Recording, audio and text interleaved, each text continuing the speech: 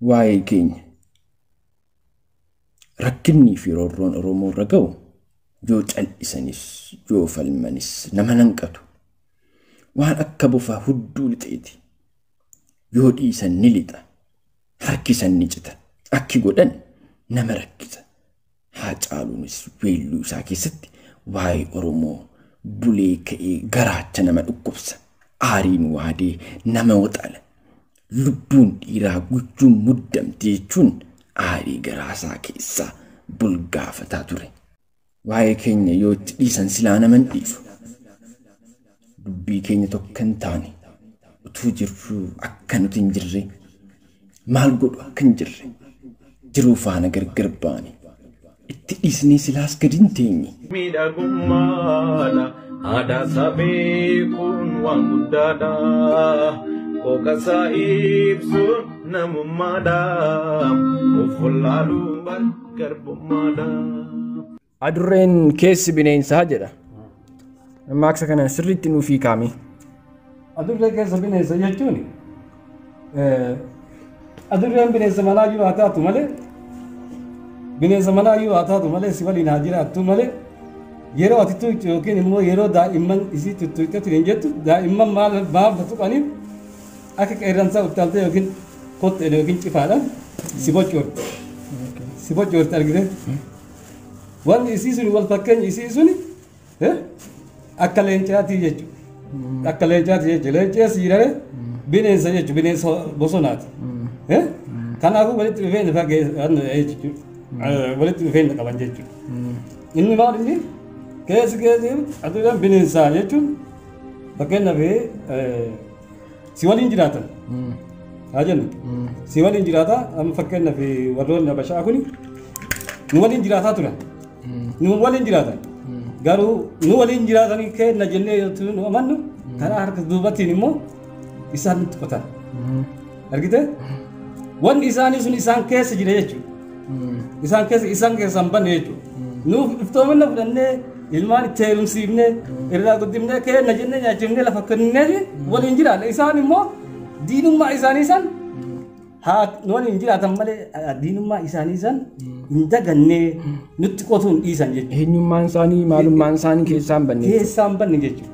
Keessaa hin banne. Nu kenna jennee amma fakkeenya namoonni tokko wanni caatii keessaa caatumaa jedhan. Wanni caatii keessaa caatuma. Hin qamaata fakkeenyaaf caatiin raammoo qabdi.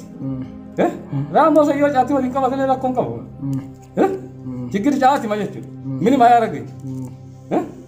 Silaa akkas ture. Amma isaan afaan Oromoo dubbatanii baratanii nu waliin jiraatanii wanni isaan calaqqisiisuu qabu sabummaa isaanii irraa hin fudhanne nu argite irraa mulqine. Sabummaa isaanii kabajataa nu waliin immoo afaan keenya baranii nu waliin jiraatan nurraa deemaa yookiin waan jennee isaan darbinuu hin qabnu. Waan akkasiitiif keessa adurree bineensaa amala isaanii san amala diinummaan waliin qaban san isaan haan fakkaatan malee keessi isaanii san nu keessaa qaban jechuudha. Kam argitu kana waa'ee biyyattii irratti fakkeenya jechuudha. Kan akkasiiti. Yeroo baay'ee gaafa maqaan adurree ka'u kun adurreen badaa akka taatetti himama. Maaliif garuu nama ishee guddise kana gaafa inni du'e deebistee maciniinti. Kun amma adurreen saree hidda adurreen amma hamtuudha. Sareen amma tokko sareen beekaa si waliin jiraatetti hin jedhe oduu ati bakka baay'eetti duuteeyyuu si biraan deemu. Adurreen saree. Adurreen garuu si nyaatti. Maaltu keessa jira diinummaa santu keessa jira. Diinummaa san isa waan keessa jiru isa san calaqqisee argite. Adurreen tun akka taati maal firrisii waan hura jiruu fi adurreen tun akka maal nama nyaatti yoo ta'e eessumni waan bosona jiruu fi eessumni si eenyumni leenca anda qeerransa saniif argite adurreen waan akkasiiti adurreen gara tokkoon diina illee sirraa eegdi. Diina sirraa eegdi jechuun fakkeenyaaf hantuuta sirraa nyaatti. Waan akka hantuuta waan maalii kana sirraa nyaatti diina sirraa ajjeefti jechuudha. Faayidaan isiin qabdu sana. Waan akkasii. Sareen warra nyaatteef duttii jedhama. Sareen warra nyaatteef dutti sirratti lolti. Namni yoo situ qayyate yoo namaa wallamte amma saroonni tokko tokko saroonni ala baay'anii hin beekne maal hin beekne nama situ sirratti nyaata hin dhiisan. Odooti namaa wal qabde luqanii duuba sirraa qaban luqa isaanii sirraa qaban. Sirraa hin bocoqan. Yeroo tokko tokko nama hin ajjeefti malee sareen. Sareen akkas waan akkas saree wayya adurree. Saniif adurreen keessa adurreen bineensaa waan jedhaniif osoo bu'aa qabdu irra caalaa miidhallee qabdi. Keessa adurreen bineensa jechuun jechi akkas jedhu suni jechama fakkeessanii waan tokko hiikuuf waan tokko yoo guddates akkuma guddatetti jechuun jechama itti fayyadamuudha. Dubbii keessa galchanii fakkeenyaaf yoo namni walloleetiin jedhe mammaaka keessa bineensa yoo jedhe diina osoo hin taane ka ofiitillee kiyya oduu ansiin jedhu yaadni ati naaf qabdu yaada hamaadha yookiin yaada badaadha yaada ana balleessu fi ati shira narratti dalayde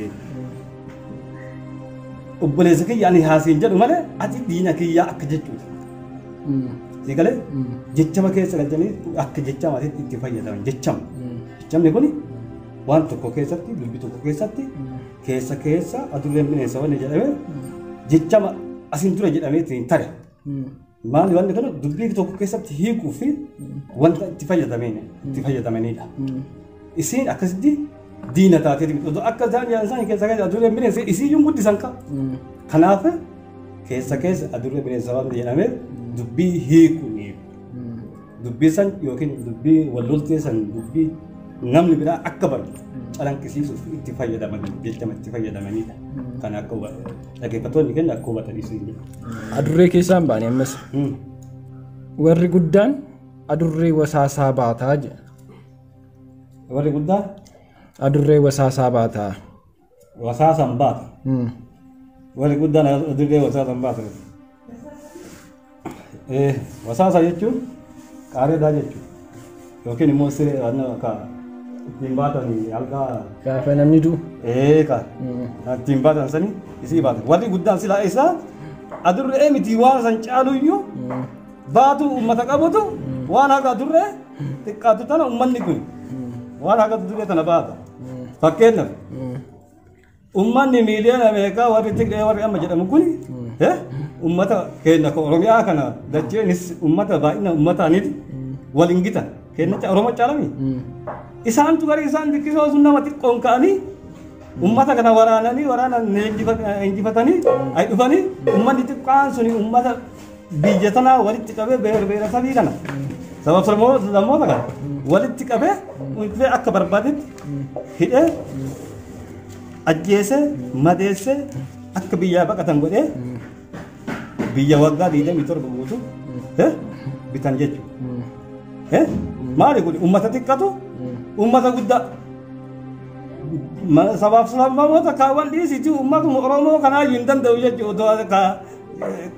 Kan deeman taate karaa qajeelaatiin deeman taate uummatuma kana ga'u kana uummatuma Oromoo asu Beenishaangul warra kibbaa dhiisi warra eenyu siinaa jedhu. Kanneen guutuu dhiisisi Oromoo kanaayyuu hin danda'u jechuudha osoo hammeenyaan walitti gadeeman ta'e. Garuu itti fakkaata uummata argite. Dimookiraasii wanni jedhamu jira. Dimookiraasii san walqixxummaa sabaaf sablammootatiin uummata bulchinaa jedhanii poolitikaa isaanii siyaasa isaanii diriirfatanii yoo jedhan san dhuguma isaan warroota akkasiiti warri kun dimookiraasiin dhufanii walqixxummaa sabaaf sablammootiif jedhanii ittiin waan jedhaniif uummanni ibsa caalan nageenya barbaada uummanni Oromoo kun fakkee keessattuu uummata kaawwan caala. Kanaafan warri sun dimookiraasii nuuf fide mirga biyya ofii ofiin bulchuu nu diriirsee jedhanii akkasitti fudhatan karaa qajeelootti fudhatan. Kanaaf isaan keessan immoo eega taayitaa qabataniitiin jedhanii akka barbaadanitti kaan hidhanii kaan mijjeessanii kaan biyyaa baqachiisanii akkasitti jiraatanii. Uummanni kun uummata akka adurree xiqqoosan jechuudha. ummanni guddaan kun ummata xiqqoo isaan jalatti bulee isaan kabajaa ture. Isaan kabajaa ture, isaaniif bitamaa, isaanii ajjeefamaa ture, garuu humnaa ol itti taa'ee guutee irraan dhangala'ee jennaan gara hammeechaatti seenee isaan ofirraa buqqisuu danda'an. Warri guddaan adurree wasaasaan baata.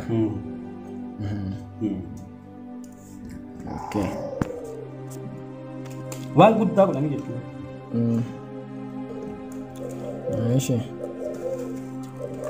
Mammaaksi biraa immoo kan arba ajjeese furrii hin baafatu jedhu. Namni arba ajjeese furrii hin baafatu. Namni arba ajjeese furrii hin baafatu jechuun waan guddaa ajjeese waan namni hojjanne hojjatee innaa waan guddaa hagana ga'u kana ajjeese ani waan biraa akkamitti waan biraa dalagaa wanti xixiqqoo akkamitti dalagaa ani arba ajjeese waan nama waan haga arba ga'u waan haga arba ga'u kana ajjeesetini waan xiqqoo arbaa gad akkamitti dalaginaa jettan furrii fudhatu jechuun hin dalagu jechuun waan xixiqqootti na waamina jechuun nama akka kanaaf waan biraa saniif amma haga ga'u yoo qaamaan argitee jiraatte bira geettee qaama isaa argitee jettu bira dhaabattu bara argu gurra isaa yeroo gurra isaa akkas bat godhu gurra irri batta namni gurra isaa jeesi faana isaa tu yeroo boota inni jettee duduba inni jettee argite haqa inni bal'atu haqa inni bal'atu argitee jetti irri batta gizee inni muka jiisu argitee gizee inni muka jiisu arbi haga san waan haga san bineensa haga san ga'u ajjeese waan biraa akkamitti hojjedhaani dhiirummaan kiyyaa agasi nama arba ajjeese waan biraatiif akkamitti na waamtan furrii baafadhinaan jettu furrii baafadhinaan jettan eegaa kootta narraa fuudhu jechuu barbaadeeti mammaaksi kun siima dubbii qaba dubbii qaba kanaafuyyuu mammaaksi dubbii fida dubbii fixa wanni jedhee kanaaf saniif namni arba fudhate furriin baafatu dalagaan dalagu jechuudha dalagaa akkamitti jiraatare arba ajjeese silaa dhiirummaan isaa arba ajjeese hin qotu hin bocu maan nyaatetti hin jiraatu barbaada wanni kun kanaafuu egaa arba ajjeese jegnummaan isaa gootummaan isaa akkuma jirutti ta'e waan biraa hin dalagu furrii hin fudhadhu jechuun isaa sirrii miti. Sirrii miti. Waan biraa yoo ka dalagu ta'e arbarratti waan biraa yoo dabale jegnummaan isaa hin dabala malee dhiirummaan isaa hin dabala malee irraa ni dhaasu. Kanaafuu naanni arba ajjeese furrii fudhatu waan jedhaniif saniif. Furrii fudhatu waan jedhaniif waan xiqqoo akkanaa ta'e akkamitti maqaan kiyya arba waliin nama waamame furrii tanaan akkamitti maqaan naka'a waan xiqqoodhaan jechuudha. Waan akkasii bakka amma TPLF warra waggaa 27 biyya bulchee tiniin jedhe ka ofirraa kaa'amne wanta xiqqoo amma biyya keessatti deemu kan argite tan akkamitti dadhabnaadha waan biraatii miti. Waan akkasii. Mammaaksi amma jennuuf kun immoo kan barame garuusti karaa biraatiin yoo naa ibsitee fi haati hattuun intala hin amantuu jedhu. Mee karaa namni hin beekne kanaan namni baay'ee waan beeku natti fakkaata mammaaksa kana. Mammaaksa namni baay'ee ni beeka. Namni hattuu ilmoon hattuu haadhoon amantuu wanni jedhaniif. Haati hattuun ilmoon amantuu wanni jedhaniif waan maraayyuu waan dalagu hundaayyuu ilmoo ishee sanillee akkuma waan isiititti ilaalti. Yoo isin bishaan waraabuuf deemtee turtellee waan hambaa fuudhuuf deemte jetti. Maaliif illee waan ofii dalagdeef intala ishee sanirra geetti argite. Kanaaf hin amanne haadho. Haadha isii kanaaf hin amanne. Gara biraatiin immoo ilmoo ishii moo haadha ishii? Ilmoo ishii hin amantu. Amma maal gara biraatiin immoo mammaaksi kun jaayin jedhan jaayin Jaayi waan qabate fiilaa jedhan. Jaayi waan qabate fiilaa jedhan. Jaayi jechuun suphee irraa kan dalagamu qabee dhadhaati. Qabee dhadhaa argitee yoo jiraatte yoo deemtuuti hin jettu duubni isii hin calalaqa. Hin calalaqa.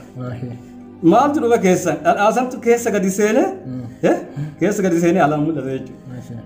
Jaayin waan qabate fiilaa jechuun waan garaa isaa keessa jiru calanqisiisaa ibsaa. Yoo dhadhaa keessa hin jiraatin immoo qoytu jechuudha.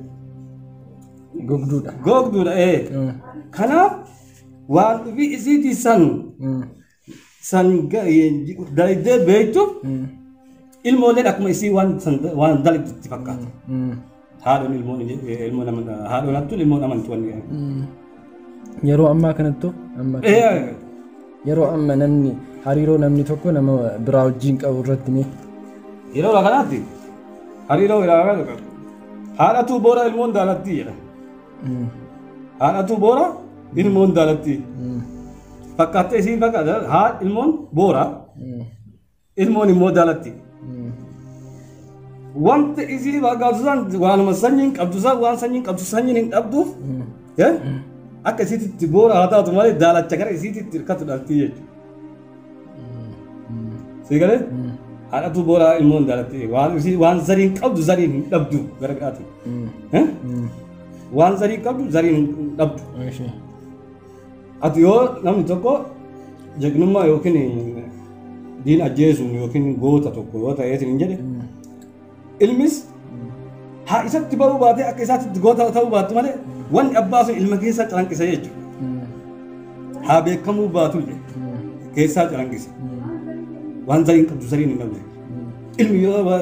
Ilmi isaa sun yoo waa itti kaasanii waa abbaa sana itti kaasaniiti yaa akka abbaa sanitti illee haalaluu baatu fuulli isaa jijjiiramni fuula isaati fi nyaara isaa fuula isaa akkuma abbaa sanitti irraa beekamaa irraa mul'ataa jechuudha. Aariin abbaa sun isa keessa mul'atte akkamatti ta'uuti jechuudha. Kanaafuu ilmi abbaatti yookiin ilmoon haadhatu boora ilmoon daalatti. Waan zariin qabdu zariin hin dhabdu wanti jedhamu sanii hattullee yoo taatee hin jettu waan akkasiiti. Yoo xiqqaatee abbaa namni tokko ijoollee baay'ee yoo qabaate ijoollee shan jaha yoo qabaate ijoollee shanii jaha san keessaa tokko yoo xiqqaate tokko amala abbaa sanitti ba'a. Haalna jechuudha. Haalna abbaatti ba'a. Waa harkaan deema akka abbaa sanitti illee beekamee achi ifa ba'ee waan walitti ta'uullee baatu waan akkan argitee karaa foormii siyaasaa waan saayinsii akka nama baratee galatti ittiin beekamee waa bubbutaa kanaaf abbatti achi bahee jechuudha. Maqaa waa fuudhaa. Taasanii wanni jedhamee kun. Miidhagummaadha aadaa sabee kun waan guddaadha. Qooqasaa ibsuun namummaadha. Of wallaaluun garbummaadha. Gammachuun nama kamuu itti gaafatamummaa isaati. Abrahaam Lincoln. Dogoggora durbaa baruu yoo barbaadde hiriyyaa durbaa isheetti ishee jaji. Benjamin Franklin. Gammachuun keessa keetii dhufa alaatii hin eegin. Gootan Budaa. Gammachuun yeroo waan ati yaaddu, waan ati dubbattuu fi waan ati hojjettu tokko ta'anidha. Mahatma Gandhi. Gaheen barnootaa gadi fageenyaa fi haalaan akka xiinxalluun taasisuudha. Dandeettiin sammuu keenya ida'uun, amalli keenya gaarii ta'uun kun galma barumsa dhugaati. Martin Luther King Jr. Hiriyyummaan kennaa miti, bu'aa cimanii hojjechuuti. Miles Monroe. Guyyaan ati waa'ee jireenya kee murteessite guyyaa addunyaan kee itti jijjiiramedha. Mike Murdock. Yeroo hundumaa fuula ifaan wal haasiman, fuulli ifaan jalqaba jaalala waan ta'eef. Mother Teresa. Namni gaara guddaa tokkotti ol ba'e ammallee gaarreen yaabbatamuu qaban hedduun akka jiran arga. Neelsan Maandeellaa. Sammuu kee korojoo keessa kaa'aniitu gara fidhansi geessu. Malcolm X. Daawwattoota keenya sagalee kitaaba sagantaa keenya mammaaksaa asirratti xumurra. Barsiisaa keenya galateeffachaa sagantaa itti aanutti hanga walitti deebinutti nagaan nuuf turaa jedha.